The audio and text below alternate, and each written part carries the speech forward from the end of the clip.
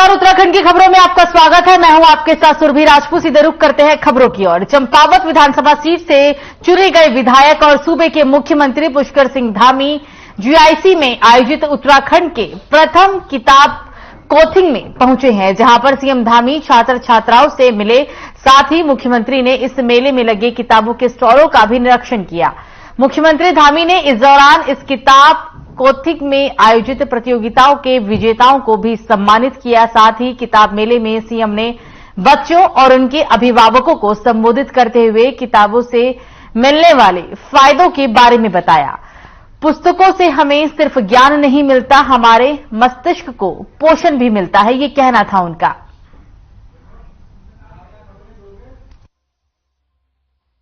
अटल जी के जन्मदिवस सुशासन दिवस के रूप में मनाया जा रहा है और जगह जगह इस प्रकार की वकालतें आज आयोजित की गई हैं, जिससे कि सभी लोगों को, आम जनता को, सामान्य जनता को उनकी परेशानियां, उनकी समस्याएं, उनका समाधान उनके आसपास, उनके घर के पास जाकर सरकार करेगी, ये संकल्प हमारा है। और सुशासन क्योंकि सबको सुविधा मिले, सबको अच्छा काम मिले।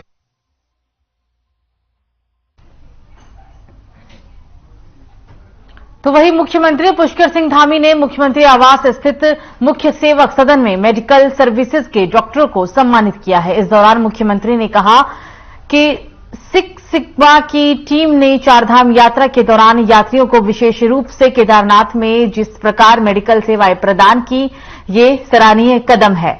उन्होंने ये भी कहा कि सिक्स सिग्मा हेल्थ केयर की स्वास्थ्य टीम ने सरकार को जो सहयोग प्रदान किया है, उसके लिए उनकी पूरी टीम साधुवाद के पात्र है। मुख्यमंत्री ने कहा कि सिक्स सिग्मा हेल्थ केयर ने यात्रा सीजन में 50,000 से अधिक लोगों को सेवाएं दी, ये एक बड़ी उपलब्धि है।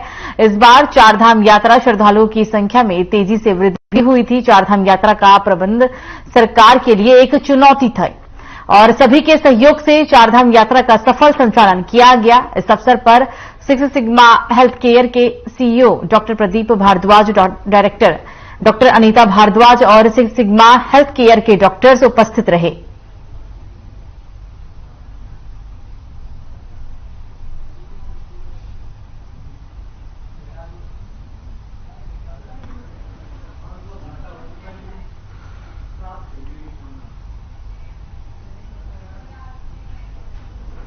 तो वहीं उत्तराखंड की बेटी को न्याय दिलाने के लिए पूर्व मुख्यमंत्री हरीश रावत धरने पर बैठ गए हैं। देहरादून के गांधी पार्क में धरने पर बैठे हुए हैं और ये धरना सोमवार दोपहर 12 बजे से लेकर मंगलवार दोपहर 12 बजे तक जारी रहेगा। हरीश रावत का यह भी आरोप है कि इस पूरे मामले में सरकार की ओर से लापरवाही बरती जा रही है। आपको बता दें कि पौड़ी गढ़वाल निवासी अंकिता भंडारी की गंगा भोगपुर स्थित रिजॉर्ट में हत्या कर फेंक दिया गया था। अंकिता भंडारी इस रिजॉर्ट में रिसेप्शनिस्ट के पद पर थी और इस घटना ने पूरे उत्तराखंड को ही हिलाकर रख दिया था। पूरे मामले की सीबीआई से जांच कराए जाने की मांग उठती रही। बाद में नैनीताल हाईकोर्ट ने एसटीएफ की जांच पर भरोसा भी जताया और अब लगातार इस मामले में राजनीतिक दल सरकार पर लापरवाही का आरोप लगा रहे हैं। वहीं सरकार की ओर से अपने स्तर से इसमें सफाई भी दी जा रही है। हरीश रावत ने इस धरने पर बीजेपी ने कटाक्ष भी किया है। मुख्यमंत्री पुष्कर सिंह धामी ने कहा है कि न्यायालय के निर्देश के तहत काम किया जा रहा है और कहीं से भी कोई कोताही नहीं बरती जाएगी। बीजेपी प्रदेश अध्यक्ष महेंद्र भट्ट ने कहा है कि हरीश रावत जैसे व्यक्ति को इस तरह से न्यायालय के खिलाफ धरना नहीं देना चाहिए। हरीश रावत एक वरिष्ठ नेता है और उनके पास कोई मुद्दा नहीं बचा है।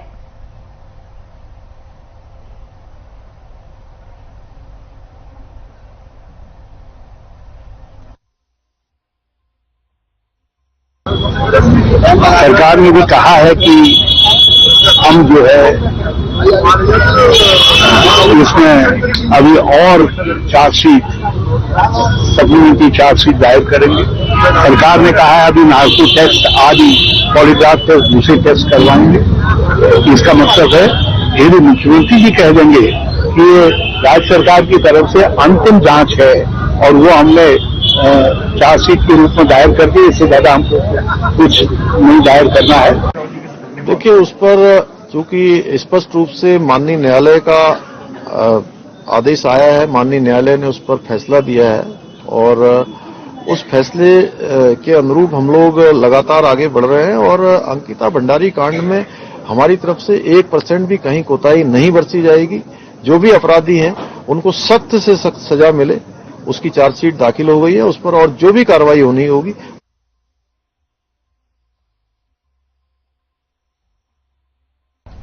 तो वहीं कांग्रेस के दिग्गज नेता और पूर्व मुख्यमंत्री हरीश रावत गांधी पार्क के बाहर 24 घंटे के लिए धरने पर बैठे हैं। अंकिता भंडारी हत्याकांड समेत 3 सूत्री मांगों को लेकर हरीश रावत ने मोर्चा खोल दिया है। हरीश रावत से खास बातचीत की हमारे संवाददाता अभिनव नायक ने। क्या कुछ कहा हरीश रावत ने, आपको सुनाते हैं। रावत आज गांधी पार्क के पास धरने पर हैं, अपने तमाम समर्थकों के साथ। आप देख सकते हैं जो इनके कांग्रेस के समर्थक हैं वो धरने पर हैं। अंकिता भंडारी हत्याकांड को लेकर आज सुर्खियां बटोर रहे हैं, क्योंकि अंकिता भंडारी हत्याकांड जो है उत्तराखंड ही नहीं देश और दुनिया में काफी दूर तक यह हत्याकांड गूंजा है। सर बहुत बहुत स्वागत है आपका। सबसे पहले तो अंकिता भंडारी हत्याकांड ये अंकिता का बलिदान है जो उसने उत्तराखंड की अस्मिता, संस्कृति और यहाँ के आध्यात्मिक पर्यावरणीय पहचान को बचाने के लिए दिया है। और इसीलिए मैंने अपने धरने का जो पहला हिस्सा है वो उसके उस बलिदान को समर्पित किया है। दूसरा हिस्सा उन बेटियों जो अपनों के ही हमारे दलित कमजोर वर्ग की बेटियां जो है जो लोगों के हवस का शिकार हुई, ऐसे दरिंदों चाहे कोई हो उनको सजा मिले उसके लिए। तीसरा उस बेटी को जिसको सुप्रीम कोर्ट ने अनामिका कहा है और जिसके हत्यारे अभी भी खुले घूम रहे हैं और उसके माँ बाप के सामने उनको भयभीत करते हुए चुनौती उनको रुला रहे हैं, आंसू बहा रहे हैं, जिसने विभत्सम बलात्कार को झेला, जिसकी आंखें निकाली गई तेजाब डालकर, जिसके गुप्तांगों में कांच भर करके तड़प करके जिसको मरने के लिए छोड़ दिया, जो निर्भया की तरीके से एक क्रूरतम हत्याकांड है, तो उस अनामिका को समर्पित किया उपवास का जो कल का हिस्सा है। इसलिए जो है धरने का मैं ये धरना कर। सर इस मामले में एसआईटी भी जांच कर रही है, क्या लग रहा है कि एसआईटी जो है वो जांच पूरी तरीके से नहीं कर रही है? मैं कोई टिप्पणी उस बात पर नहीं करूंगा। मैं एक बात जानता हूं, मेरा विश्वास नहीं है, लेकिन जन आकांक्षा जनता की बात है, वो किसी और तरीके से जांच चाहते हैं। वो चाहते हैं हाईकोर्ट की देखरेख में जो है सीबीआई की जांच हो, या अब ये लोगों की भावना है, लोगों का है। मैं तो सीबीआई की जांच के कल सीबीआई के पक्ष में हूं। सीबीआई तो इस सरकार के हाथ में खिलौना है मेरी नजर में, लेकिन मेरी नजर महत्वपूर्ण नहीं है। जो उत्तराखंड के आम आवाम की आवाज है वो महत्वपूर्ण है।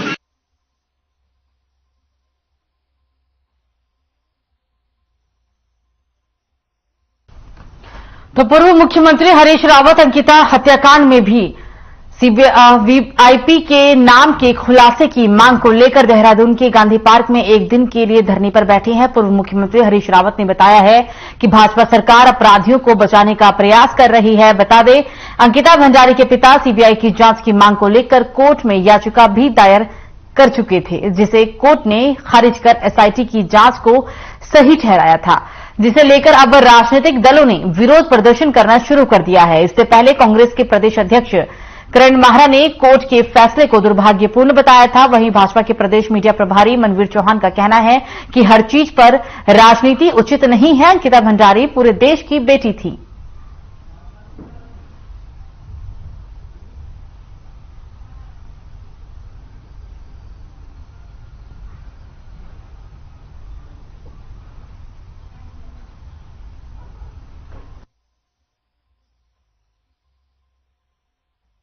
देखिए, हरीश रावत जी की पूरी तरह से राजनीतिक नौटंकी है और वो अपने अस्तित्व की लड़ाई लड़ रहे हैं।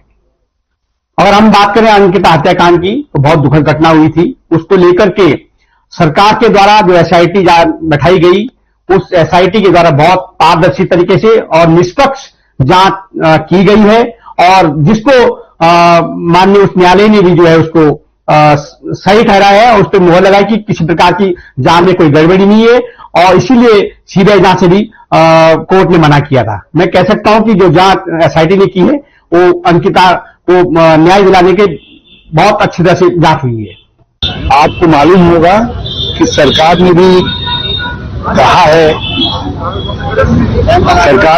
है कि हम जो है इसमें अभी और चार्जशीट सप्लीमेंट्री चार्जशीट दायर करेंगे।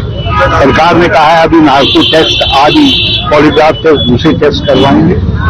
इसका मतलब है फिर मुख्यमंत्री जी कह देंगे कि ये राज्य सरकार की तरफ से अंतिम जांच है और वो हमने चार्जशीट के रूप में दायर कर दी, इससे ज्यादा हमको कुछ नहीं दायर करना है।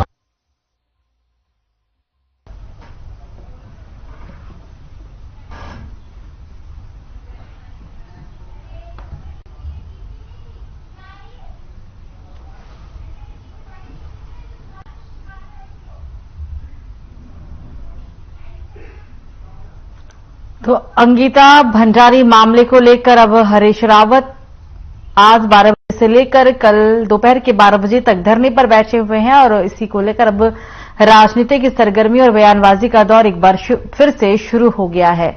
इस मामले को लेकर हरीश रावत एक दिन के धरने पर बैठे हैं और अब इसमें यह भी कहा जा रहा है कि जो वीआईपी हैं इस पूरे मामले में संलिप्त उनका भी नाम उजागर किया जाए।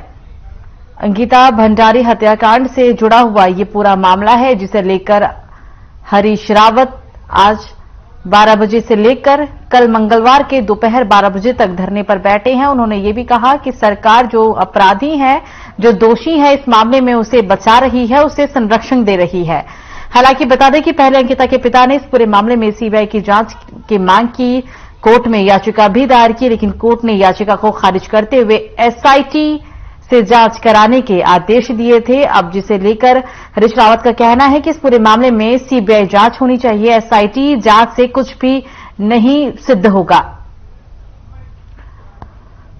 पूर्व मुख्यमंत्री हरीश रावत एक दिवसीय धरने पर बैठे हैं। ये धरना स्थल की हमने आपको तस्वीरें दिखाई और इस पूरे मामले को लेकर एक बार फिर से बयानबाजी का दौर शुरू हो गया है। हालांकि इसमें कुछ वीआईपी भी है, ऐसा आरोप लगाया जा रहा है और जो वीआईपी लोग हैं इस पूरे हत्याकांड में संलिप्त उनका भी नाम उजागर करना होगा।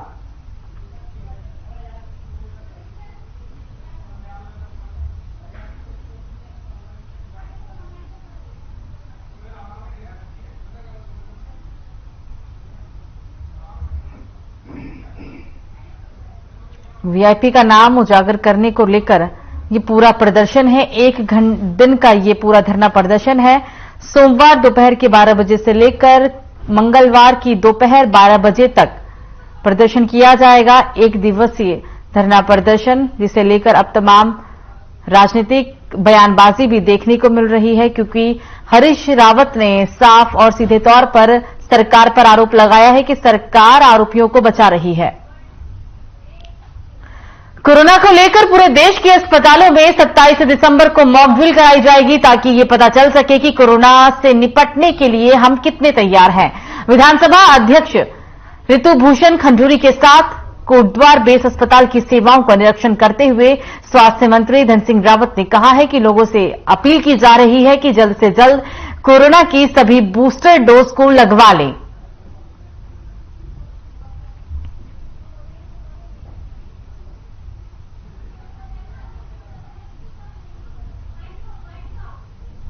पूरे देश में हर हॉस्पिटल में मॉक ड्रिल कराया जाएगा और उसमें ये तय किया जाएगा कि हॉस्पिटल में कोई कमी तो नहीं है कहीं। बूस्टर डोज के लिए भी हमने लोगों से आह्वान कर दिया कि लोग जल्दी से जल्दी लगाएं और आज अभी हम स्वास्थ्य विभाग की बैठक कर रहे हैं। जो भी यहाँ पे कमी पेशी होगी उसका निर्णय आज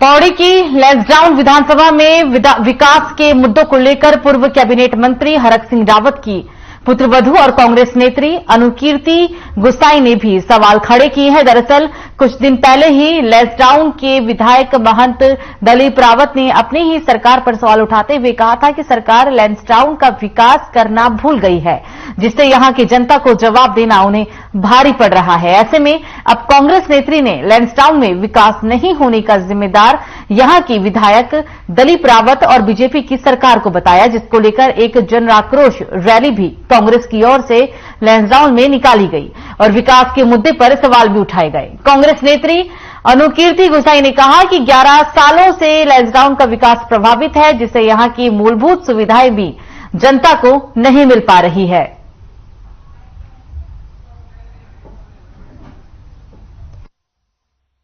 आज ये जो जन आक्रोश रैली लैंसडाउन विधानसभा के अंतर्गत निकाली गई, उसका यही उद्देश्य था कि जिस तरीके से लैंसडाउन विधानसभा की उपेक्षा की जा रही है उत्तराखंड सरकार द्वारा भी और यहां के क्षेत्र विधायक द्वारा भी, जो खुद इस बात को कह रहे हैं कि 11 साल के अंतराल में वो कोई विकास का काम लैंसडाउन के अंदर नहीं कराए गए हैं।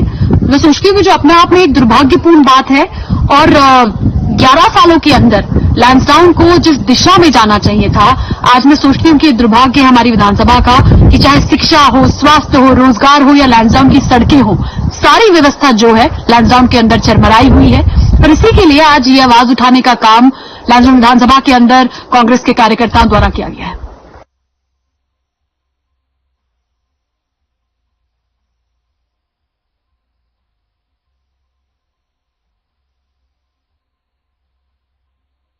चलते बुजुर्ग को जोरदार टक्कर मार दी। आपको बता दें ये पूरा मामला दिनेशपुर का है, जिससे बुजुर्ग की मौके पर ही मौत हो गई।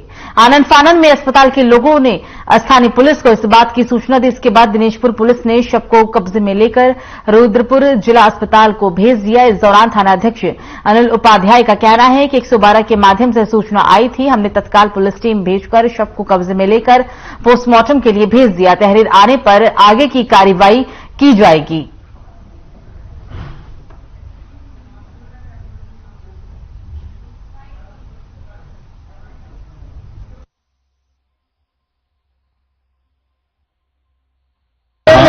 सूचना मिली है कि बाइक सवार द्वारा किसी बुजुर्ग को टक्कर मार दी गई। इसमें पुलिस यहाँ से पुलिस रवाना हुई और पुलिस ने वहाँ जाके देखा और 112 के माध्यम से भेजा गया है।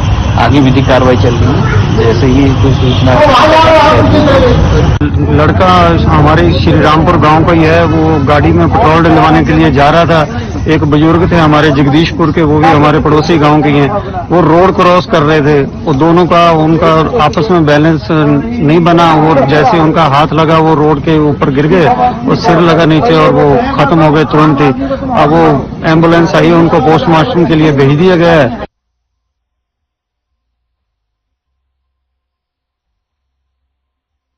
तो वहीं मंगलोर में उत्तराखंड सरकार ने गोरा शक्ति ऐप लॉन्च किया है और इस ऐप को महिलाओं और छात्राओं के साथ होने वाली घटनाओं को रोकने के लिए लॉन्च किया गया है, जिसके प्रचार प्रसार की जिम्मेदारी उत्तराखंड मित्र पुलिस को सौंपी गई है। बता दें कि ये ऐप महिलाओं और छात्राओं के मोबाइल फोन में डाउनलोड किया गया है। वहीं इस पर सीओ मंगलोर ने बताया है कि महिलाओं और छात्राओं के एक क्लिक करने पर ही पुलिस तुरंत महिला के सहायता के लिए पहुंच जाएगी।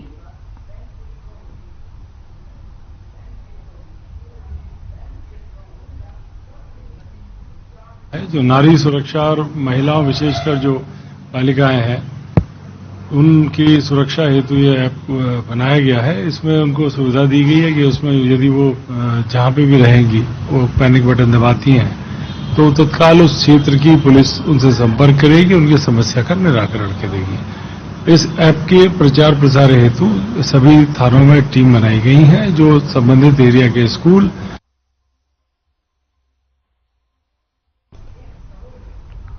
तो उत्तराखंड सरकार की तरफ से इस ऐप को लॉन्च किया गया है और इस ऐप के बारे में जानकारी खुद पुलिस जवान महिलाओं और छात्राओं को देते हुए नजर आए। गौरा शक्ति ऐप है जिसकी लॉन्चिंग की गई है और ये भी कहा जा रहा है कि इस ऐप के जरिए सिर्फ एक क्लिक करने पर ही अगर किसी महिला या छात्र को सहायता की जरूरत है तो ऐप पर क्लिक करने के मात्र ही पुलिस उस तक सहायता के लिए पहुंच जाएगी। उत्तराखंड सरकार के द्वारा महिलाओं की सुरक्षा को देखते हुए महिला गौरा शक्ति ऐप को लॉन्च करवाया है।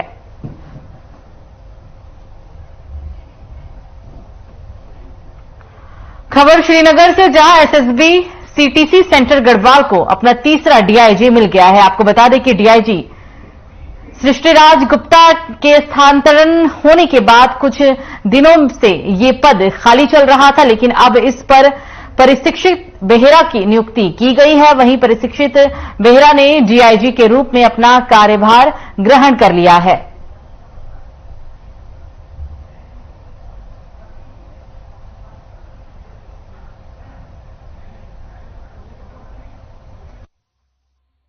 और साथ में प्रमोशनल कोर्सेज भी चलता है और हमारा मेन फोकस होगा ट्रेनिंग को सही ढंग से और नया टेक्नोलॉजी के साथ उनको जो भी बॉर्डर गार्डिंग और अदर ड्यूटीज है जो एसएसबी को मैंडेट के हिसाब से है उसके लिए हम उनको तैयार करें। फिलहाल अभी 2 courses 2 batch sub inspector direct entry का बेसिक ट्रेनिंग चल रहा है और अभी और एक कोर्स 6 जनवरी में आने वाले हैं।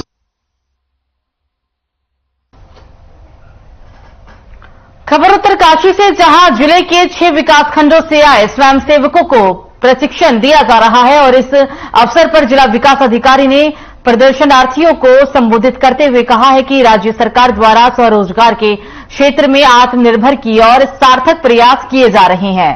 बता दें कि 45 दिनों तक व्यावसायिक प्रशिक्षण में लोग विद्युत फिटिंग और प्लम्बर प्राप्त करने अपनी आर्थिक आजीविका को सुदृढ़ भी कर रही हैं और इस दौरान उन्होंने विद्युत फिटिंग और प्लम्बर में उपयोग होने वाले उपकरणों का निरीक्षण भी किया है।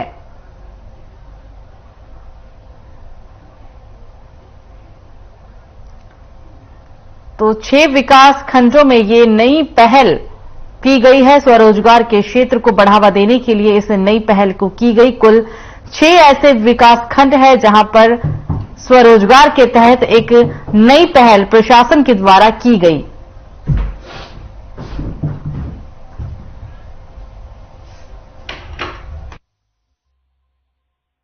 युवा कल्याण विभाग के माध्यम से कौशल विकास का प्रशिक्षण किया जा रहा है, जिसमें इलेक्ट्रीशियंस और प्लम्बर्स की ट्रेनिंग का आयोजन किया गया है और इसमें इनका 45 दिन का आवासीय प्रशिक्षण कार्यक्रम है।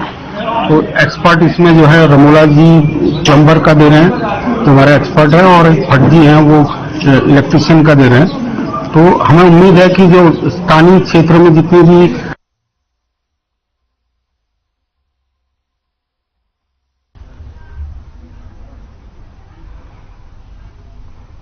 बात करते हैं हरिद्वार की, जहां पुलिस ने बच्चे के अपहरण करने वाले मामले में 3 आरोपियों को गिरफ्तार किया। गिरफ्तार आरोपियों में से एक महिला भी है। बता दें कि 9 दिसंबर को 2 युवक हरिद्वार के रोड़ी बेलवाला के क्षेत्र से 5 साल के एक बच्चे को खाने की चीज का लालच देकर अपने साथ बाइक पर बैठाकर ले गए थे, जिसकी सूचना मिलने पर जब पुलिस ने बच्चे की बरामदगी के लिए प्रयास तेज किया तो 16 दिसंबर को बच्चा यूपी के देवबंद से बरामद किया गया। फिलहाल पुलिस ने सभी आरोपी को गिरफ्तार कर लिया है और पुलिस तीनों ही आरोपियों से पूछताछ कर रही है।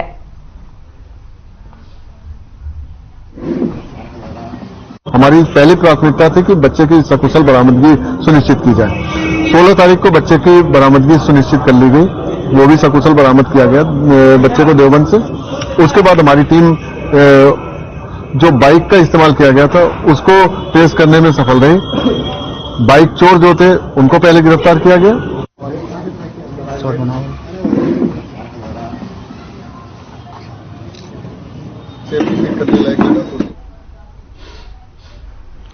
उत्तराखंड की खबरों में फिलहाल मुझे दीजिए इजाजत। नमस्कार।